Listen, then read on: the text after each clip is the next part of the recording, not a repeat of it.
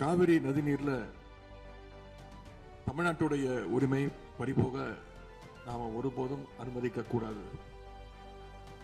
காவிரி நடுவர் மன்றம், காவிரி நடுவர் மன்ற இடைக்கால தீர்ப்பு, இறுதி தீர்ப்பு, உச்சநீதிமன்றத்துடைய இறுதி தீர்ப்பு, மேலாண்மை ஆணையம் உள்ளிட்ட அனைத்திற்கும் முத்தமிழர் கலைஞர் அவர்கள் முதலமைச்சராக இருந்தப்போ கழக அரசு எடுத்திருக்கக்கூடிய ஆக்கப்பூர்வமான நடவடிக்கைகள் தான் முழு காரணம்.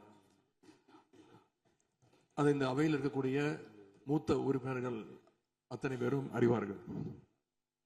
ஒரு நீண்ட நெடிய சட்ட போராட்டம், அரசியல் போராட்டம் எல்லாத்தையும் நடத்தி தான் நாம காவிரி மீதான உரிமையை போராடித்தான் பெற்றிருக்கின்றோம்.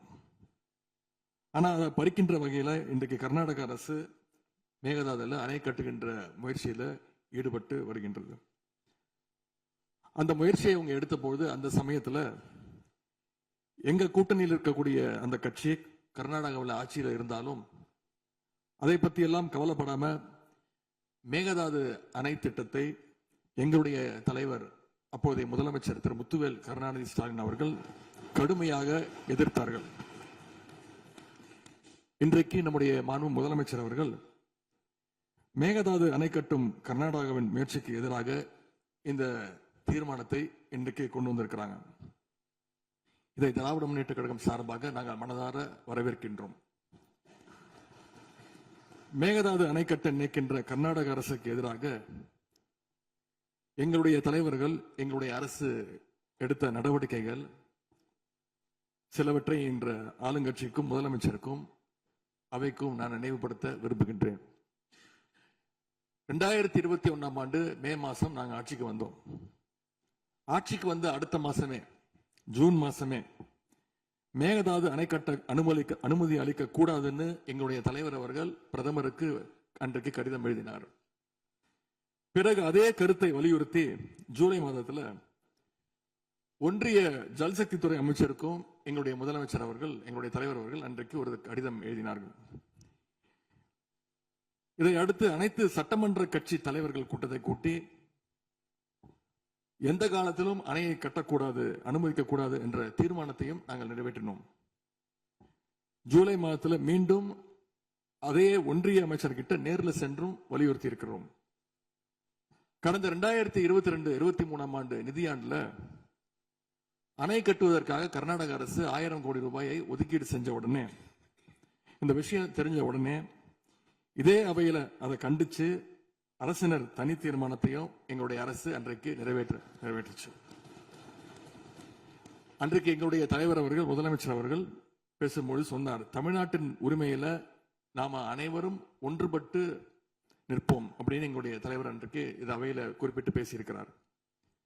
மேகதாது அணை கட்டுறது பத்தின விரிவான திட்ட அறிக்கையை விவாதிக்கணும்னு காவிரி நதிநீர் மேலாண்மை ஆணைய கூட்டத்தில் கர்நாடக அரசும் ஒன்றிய அரசும் வச்ச அஜெண்டாவை நீக்க எங்க தலைவர் தலைமையிலான அரசு அன்றைக்கு கடுமையாக வலியுறுத்தியது.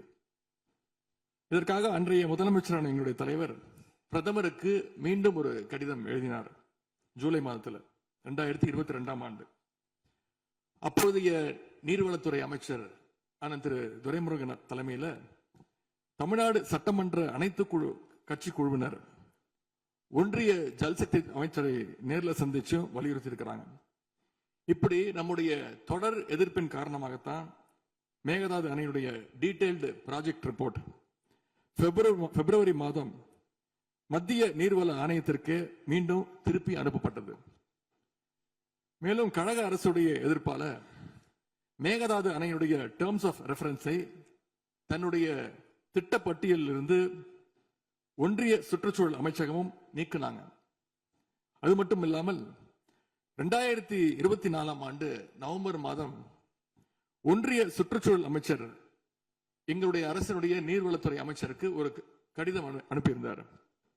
அவர் எழுதியிருக்கக்கூடிய அந்த கடிதத்தில் இரு மாநிலங்களுக்கு இடையே சுமூக தீர்வு எட்டப்பட்ட பிறகுதான் டேர்ம்ஸ் ஆஃப் ரெஃபரன்ஸ் அனுமதி பற்றி ஆலோசிக்கப்படும் என்று அந்த கடிதத்தில் குறிப்பிட்டு எழுதியிருக்கின்றார்.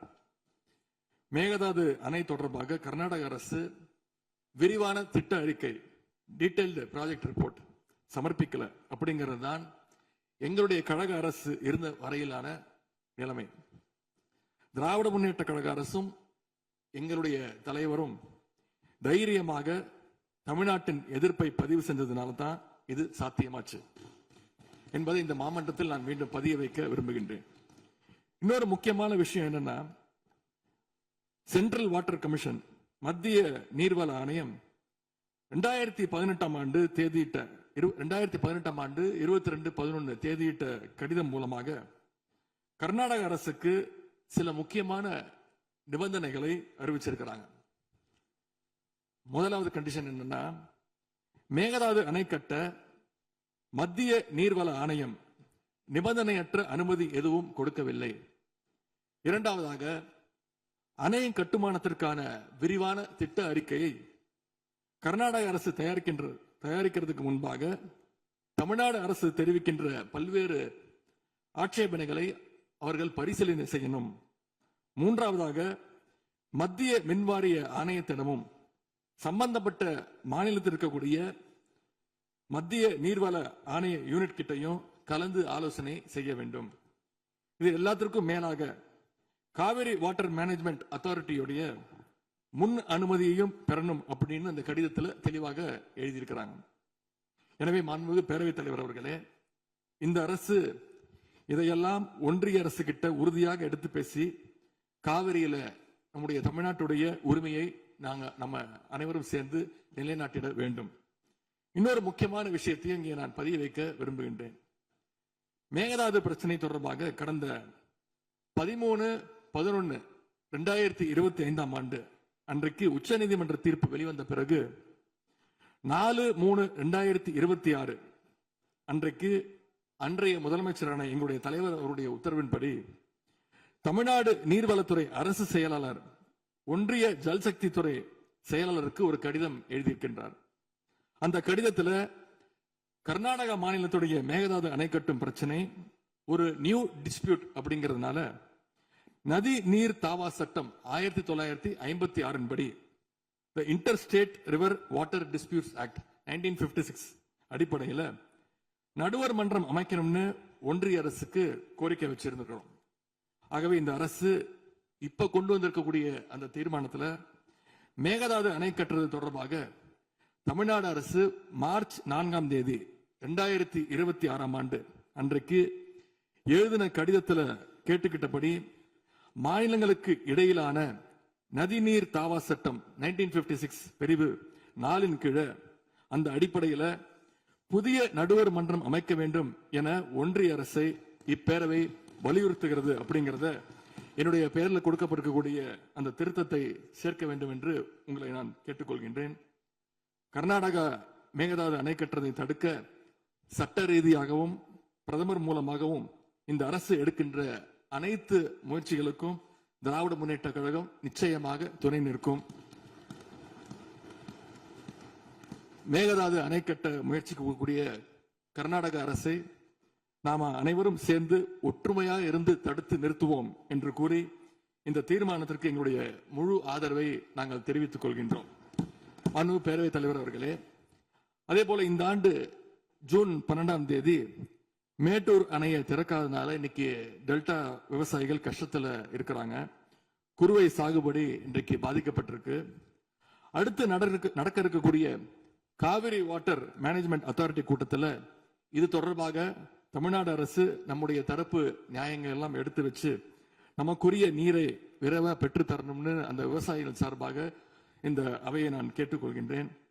இறுதியாக எங்களுடைய கழக தலைவர் அவருடைய அறிவுறுத்தலின் பேரில் ஒரு முக்கியமான வேண்டுகோளையும் நம்முடைய முதலமைச்சர் அவர்களுக்கு நான் வைக்க விரும்புகின்றேன்.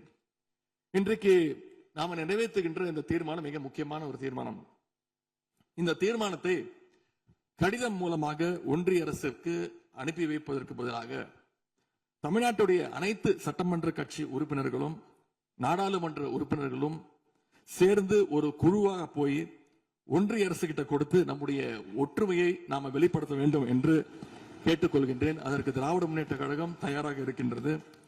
அரசியல் வேறுபாடுகளை எல்லாம் கடந்து செயல்பட இந்த அரசும் முன்வரணும்னு எங்களுடைய தலைவரின் சார்பாக கேட்டுக்கொண்டு தீர்மானத்தை முழுமனதாக ஆதரித்து அமைகின்றேன். நன்றி, வணக்கம்.